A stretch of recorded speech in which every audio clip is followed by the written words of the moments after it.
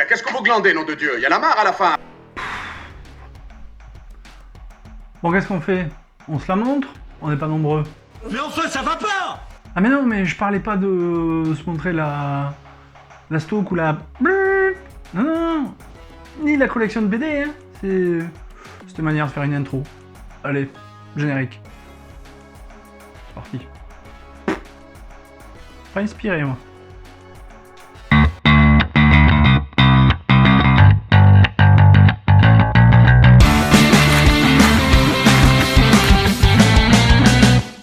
Bonjour et bienvenue dans les comics de Fred, je suis ravi de vous retrouver pour cette nouvelle vidéo. Et aujourd'hui, je vais vous parler du Convoyeur, une BD qui m'a été chaudement recommandée par le duo légendaire de Jules et Nico. Et je vous parlerai un petit peu après, en fin de vidéo, du tome 2, ce que j'ai pensé du tome 2. Allez, c'est parti, sans plus attendre, le pitch.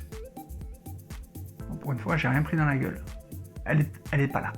Dans le premier tome du Convoyeur, un virus s'est répandu sur la Terre entière. La rouille, elle s'attaque au fer, à toutes les infrastructures qu'a créé l'homme, les véhicules, les outils, notre civilisation revient à l'âge de pierre. Et c'est rien de le dire. Le légendaire Convoyeur incarne le seul espoir pour les gens. Il accepte de remplir toutes les missions, peu importe les risques.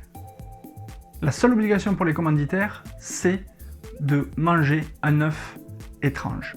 Voilà le point de départ du scénario du Convoyeur.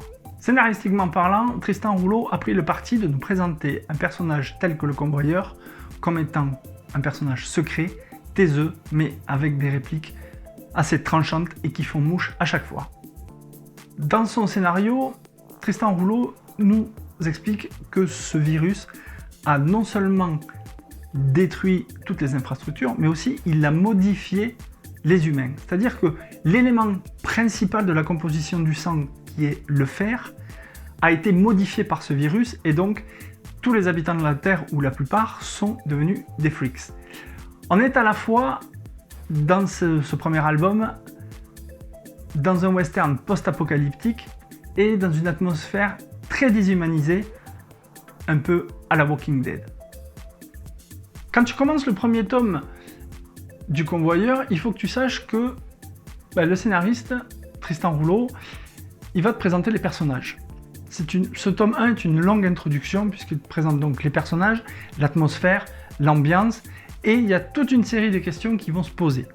Et ces questions, elles vont obtenir des réponses dans le tome 2 du Convoyeur, La Cité des Mille Flèches, que j'ai fini il n'y a pas très longtemps. Et cette Cité des Mille Flèches, elle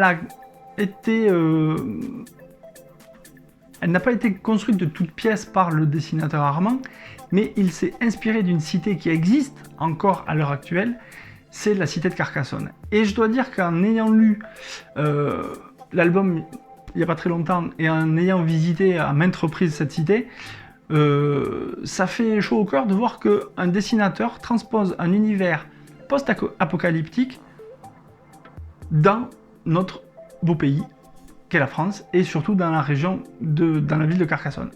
Et j'ai trouvé ça vraiment tip-top, et ça nous permet de se rapprocher un peu plus de l'histoire, et de comprendre un peu les enjeux qu'il va y avoir par la suite.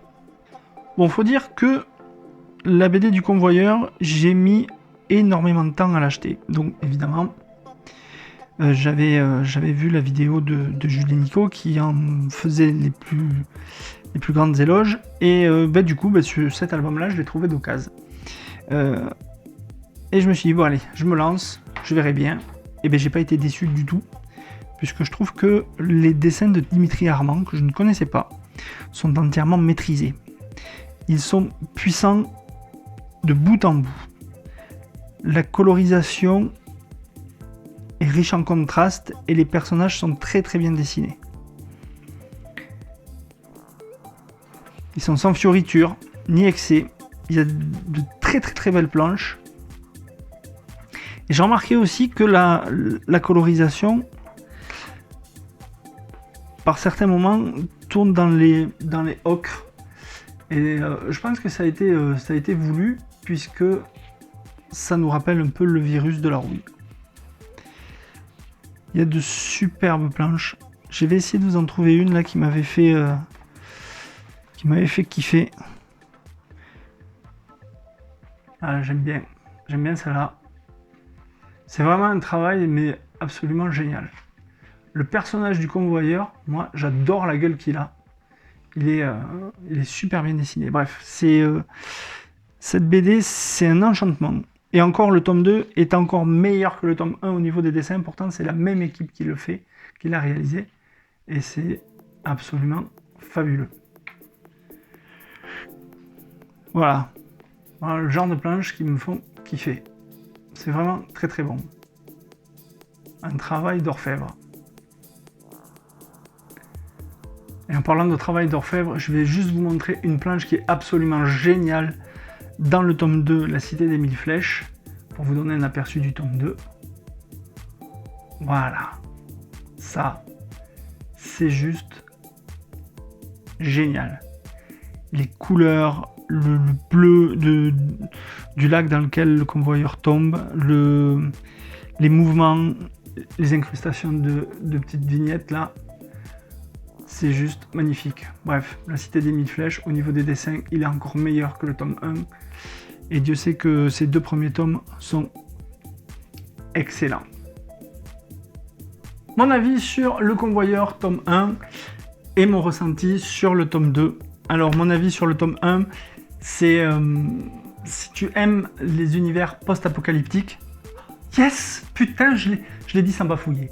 Si tu aimes les univers à la Walking Dead, si tu aimes t'évader en lisant une BD, mais sortir de ton quotidien et sortir des super-héros conventionnels, Le Convoyeur est fait pour toi. J'ai vraiment apprécié le travail scénaristique, le travail d'écriture de Rouleau, et j'ai vraiment apprécié le dessin de Dimitri Armand.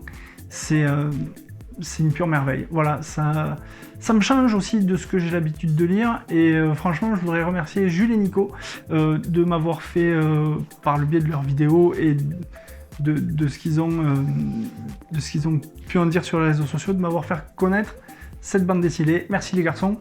Du coup, j'ai kiffé aussi le tome 2, qui a un cliffhanger de malade, et il me tarde juste une chose, c'est de lire le tome 3 pour pouvoir voir ce qui va se passer pour ce convoyeur dans le tome 3. En attendant, si vous aimez les univers post-apocalyptiques, Le Convoyeur, tome 1, tome 2, c'est du bon, allez-y, foncez, ça vaut le détour. C'est vraiment monstrueux. Cette vidéo est maintenant terminée, j'espère qu'elle vous a plu. N'hésitez pas à la partager, laissez-moi un petit commentaire pour me dire ce que vous en avez pensé, si vous avez lu Le Convoyeur, ou si vous comptez vous le procurer. Merci à Jules et Nico de m'avoir fait connaître Le Convoyeur. Sans vous, je serais passé à côté de quelque chose qui est absolument génial. Quant à nous, on se retrouve très très bientôt pour une prochaine vidéo. En attendant, lisez des BD, des comics, c'est bon pour le moral. Ciao ciao.